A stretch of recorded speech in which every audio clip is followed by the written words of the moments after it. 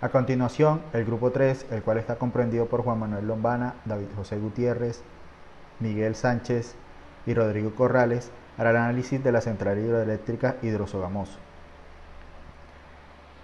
Según el punto 8, solicita que se definan y expliquen los principales estudios de factibilidad para el proyecto de construcción de una central hidroeléctrica. Acorde a la guía 01B que plantea la empresa River Power, los estudios de factibilidad básicos necesarios para una central hidroeléctrica son: estudios históricos. Debe contener una información histórica del lugar donde se va a construir la central. Un análisis topográfico del sitio. Presenta los estudios detallados de la montaña, cauce del río, planimetría, altimetría, además de toda la información relevante de estructuras en el lugar. Un análisis del flujo, el cual es necesario para determinar los equipos a instalar y conocer la capacidad de generación. Para esto es necesario conocer también el análisis de los caudales más significativos y la distribución estadística. Permisos ambientales. Las centrales hidroeléctricas requieren de licencias ambientales. Saber cuáles son las requeridas por las autoridades es fundamental. Dichas licencias pueden requerir consideraciones en los diseños, por lo cual es importante garantizar el caudal mínimo ambiental con túneles adicionales, conocer el impacto ambiental del proyecto con estudios costosos y que requieren en tiempo y en planes de mitigación. Permisos de planeación. Es probable que se requieran permisos adicionales que serán más exigentes cuanto más protegida esté la zona por normas de protección ambiental. Turbinas y equipos auxiliares. Definido el caudal y el tipo de central, se definirá el tipo de turbina que se instalará. Esto definirá los equipos auxiliares como rejillas, compuertas y sistemas de control sin tener una ingeniería detallada. Salud y seguridad. Se hace este estudio para evaluar cualquier posible problema de salud y seguridad que pueda surgir. Análisis de costos y beneficios. Este estudio incluye no solamente los costos de los equipos y la construcción, sino también estará determinado por la cantidad de agua que puede ser utilizada en generación de acuerdo a la autoridad ambiental. Administración del proyecto. Este estudio mostrará una línea de tiempo para la terminación del proyecto con sugerencias de cómo manejar cada etapa del proyecto, incluyendo el impacto con otras actividades y los riesgos de sobrepasar el tiempo y los costos.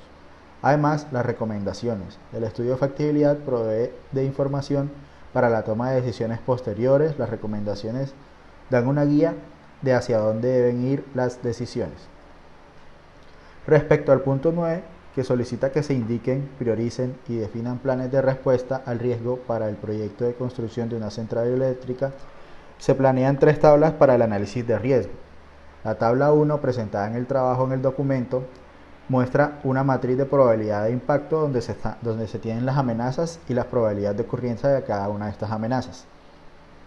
Adicional, en la tabla 2 se tienen los valores estándar de ocurrencias y los impactos, pasando desde una probabilidad muy alta de que suceda en un 90% hasta una probabilidad muy baja de que suceda a un 15%, además de factores de impacto desde el 0.9 hasta el 0.05, variando el tipo de riesgo de impacto desde máximo impacto en el alcance, tiempo y costo hasta un nivel medio de impacto y costo en el proyecto y medio impacto en tiempo y bajo impacto en alcance. La tabla 3 finalmente muestran los riesgos identificados en la construcción de una central hidroeléctrica. Se definen varios tipos de riesgo entre los que están el social, el ambiental y el técnico y el financiero. Los niveles más altos de riesgo se encuentran en lo social, en lo que respecta a las comunidades que no permiten ser reubicadas y las manifestaciones en contra del proyecto debido al conflicto social. En los niveles medios tenemos afectación para demás personas de acuerdo a lo planeado, el desbordamiento del dique de contención en la construcción del muro de la represa, el desbordamiento de la presa durante el llenado del embalse, las demoras en las entregas de los diseños relacionados con la ruta crítica y no contar con fuentes de financiación a largo plazo. Por último, están los riesgos de nivel bajo, con clasificación de riesgo nivel bajo, los cuales están asociados a el tipo de riesgo ambiental, los cuales son afectación por olores indeseables debido a la mortandad excesiva de seres acuáticos y la fuga o derrame de materiales peligrosos durante el transporte al sitio de construcción. ¿Cuál fue el costo original del proyecto? De acuerdo con los reportes de Isagen y publicaciones de periódicos El Tiempo, el costo original fue de 1.100 millones de dólares, considerando una TRM promedio anual de 2.163 pesos en el 2009, año en el que comenzó el proyecto. Esto quiere decir que el costo inicial fue de 2.3 billones de pesos. ¿Cuál terminó siendo el alcance del proyecto? Acorde con el reporte del sitio web de Isagen, referente al proyecto de Hidrosogamoso no se presentaron desviaciones significativas en cuanto a las principales características de su alcance, puesto que se reporta lo siguiente. La capacidad instalada final fue de 819 megavatios, la presa tuvo una altura de 190 metros, la casa máquina contó con las tres unidades generadoras, el embalse ocupó 7.000 hectáreas de terrenos, el mayor volumen de agua almacenada es de 4.800 millones de metros cúbicos, y en general los aspectos técnicos fueron realizados acorde con lo planeado. ¿Cuál terminó siendo el proyecto, el tiempo de ejecución del proyecto? Pues esto acorde con el tiempo, el periódico La República y varias fuentes de medios de comunicación e información, el tiempo de ejecución final fue de 6 años, desde el 2009 hasta el 2015. ¿Cuál terminó siendo el costo del proyecto? Acorde con el periódico La República también y varias fuentes de medios de comunicación e información, el costo terminó siendo de 4.3 billones de pesos. ¿Qué aspectos de este proyecto resultaron los riesgos y desafíos más importantes? ¿Se pudieron superar estos? Se muestran nuevamente los riesgos detectados referenciando el proyecto, sobre el documento soporte en la tabla 4, los cuales fueron los riesgos y desafíos más importantes del proyecto, indicando si estos se pudieron superar o no. Principalmente, estos se extrajeron del trabajo de grado de análisis de riesgos bajo un modelo de lógica difusa en la construcción del proyecto hidroeléctrico Hidroituango. En este se caracterizaron los principales riesgos de la construcción de que una central hidroeléctrica puede tener en general, y asimismo de la tesis el estudio de los impactos de un proyecto hidroeléctrico y de las frágiles y débiles acciones colectivas en la defensa de un río, caso Hidrosogamoso. Se confirmaron los riesgos que realmente afectaron el caso en particular que estamos analizando de la represa de Hidrosogamoso. Los riesgos principales fueron afectación de más personas de lo planeado en la zona de influencia, afectación por olores indeseables debido a la mortandad excesiva de seres acuáticos, fuga o derrame de materiales peligrosos durante el transporte al sitio de construcción, desbordamiento del dique de contención para la construcción del muro de represa, desbordamiento de la represa durante el llenado del embalse, manifestación en contra del proyecto por conflicto social, comunidades que no permiten ser reubicadas, demoras en las entregas de los diseños relacionados con la ruta crítica y no contar con fuentes de financiación a largo plazo.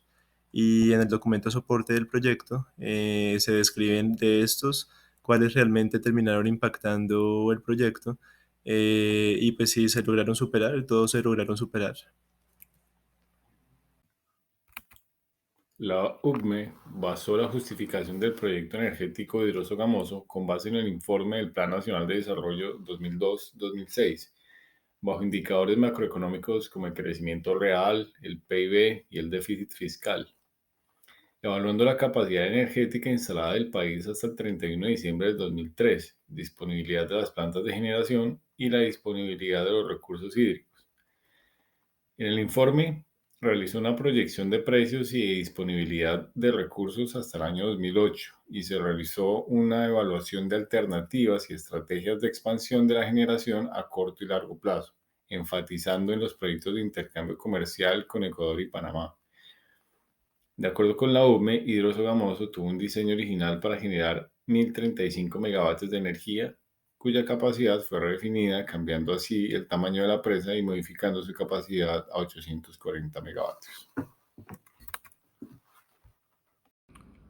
Las principales lecciones aprendidas para este proyecto de Hidroso Gamoso, de acuerdo a lo visto en nuestra materia de gerencia de proyectos, fueron varias que resaltar, entre ellas pues la gran planeación que tuvo la ejecución de este proyecto hidroeléctrico.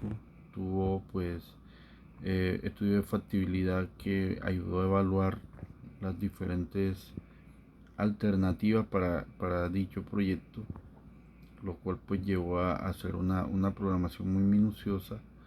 Se hizo pues un análisis de riesgo bastante completo, digámoslo, en cuanto a la parte técnica, la parte de construcción, riesgos ambientales, riesgos de desastres, riesgos económicos.